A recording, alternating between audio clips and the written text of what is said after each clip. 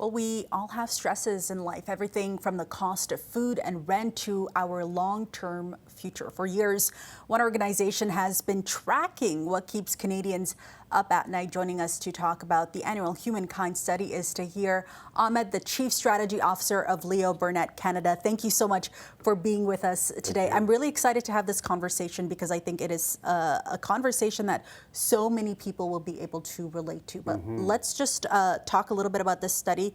Over 2,500 Canadians participated between October and the end of January from coast to coast. This year, though, you're focusing on a specific demographic, 16 to 45-year-olds. Tell me why that is and what you learned, what the outcome was. No, it's a great question. So just two steps back, the study first started about 4 years ago, as you mentioned, because we just found there's a real dearth of Canadian insight in the market. And so for us at Leo Burnett, we're all about building brands that really matter to people. And so that's about understanding people's needs and wants and motivations and designing brands to help solve for them. That's how you build that relationship and that bond between people and brands. And so for the first 3 years, we really tried to go into this thinking, how can we distill everything that Canadians are struggling with into this report that can hopefully report on the top themes, concerns, issues that are impacting the quality of their lives.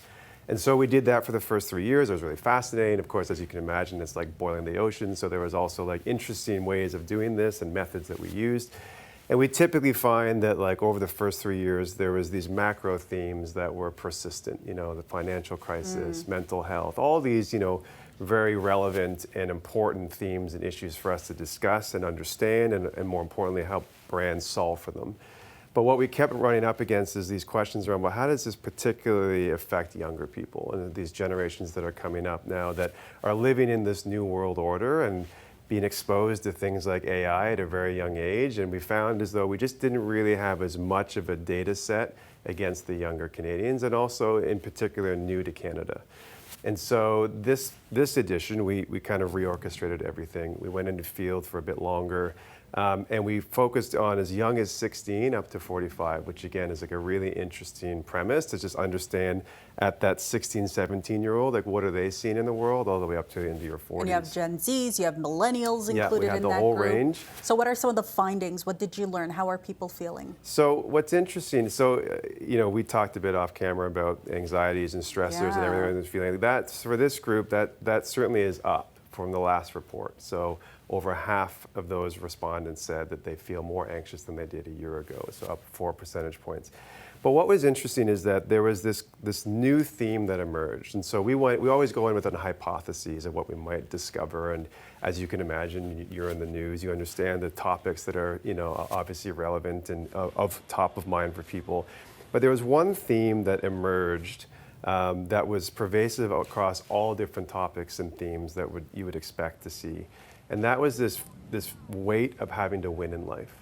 And the fact that there is this real driving sense of fear of failure or fear of being left behind that is impacting people's quality of life. And so when we would ask them, you know, what is it about this weight of winning that you really struggle with? And it's this sense that like you have to always be better in life. The hustle culture we talked about, the chase, what does success look like for you? Everybody wants well, most people at least want to work towards that. But I'm wondering when it comes to people feeling that burnout, what are you hearing from folks in particular? And it seems like there's people who are trying to redefine success for Absolutely. themselves. So I think hustle culture was something that was almost a badge of honor a couple of years ago. We're now finding that it's not a word that this younger generation actually likes because it represents some of the realities that having to work multiple jobs and having to do different things because you're trying to either get ahead or you're trying to create a life for yourself where in cities where it's really expensive to live. And so, you know, what we found is that there's this sense that I can work really hard and I can be, you know, really loyal, but in the end, that's not necessarily going to be reciprocated to me. And so, you know, if 52% of people feel like they're chasing a quality of life they'll never actually achieve, you can already start to see how that's contributing to that burnout. Another 83% noted that they worry that their hard work and loyalty will actually be exploited, not rewarded. And when you think about language like that, exploited. So it's not even that you might not reward me in the end. You actually might use that to your own advantage, use my hard work, use my commitment, my loyalty to serve your purposes and not mine. And so, what we're starting to see in this is that this feeling, this weight of winning, this sort of need for competition, it's really almost at the expense of other people too. Like if they're successful, that means I'm not being successful. And now you're starting to see the fraying, even amongst friends and family, of that sort of added competition layer that's sort of persistently there.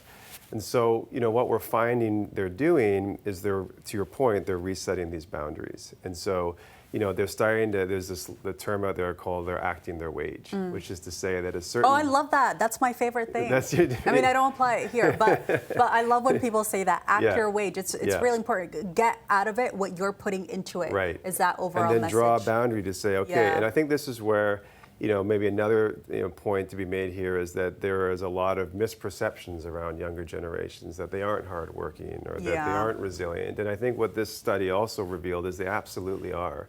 They're just saying we're not going to do things necessarily the conventional way that previous generations have always done them. That's not going to serve us. It's not going to serve us. So if that means at 5 or 6 p.m. they're going to log off from their 9 to 5 job, doesn't mean it's because they're not committed to the cause. It just means that they're going to prioritize something else that's going to hopefully be a bit more fulfilling for them in their lives. Okay. All right. We're going to need to wrap up here, but there's so much left in this study, and we want you at home to be able to take it all in. It's really fascinating. You see that website there at the bottom of your screen, so that's where you can go to get more details. Tahir, Ahmad, thank you so much for being with us here today. My pleasure. Appreciate it.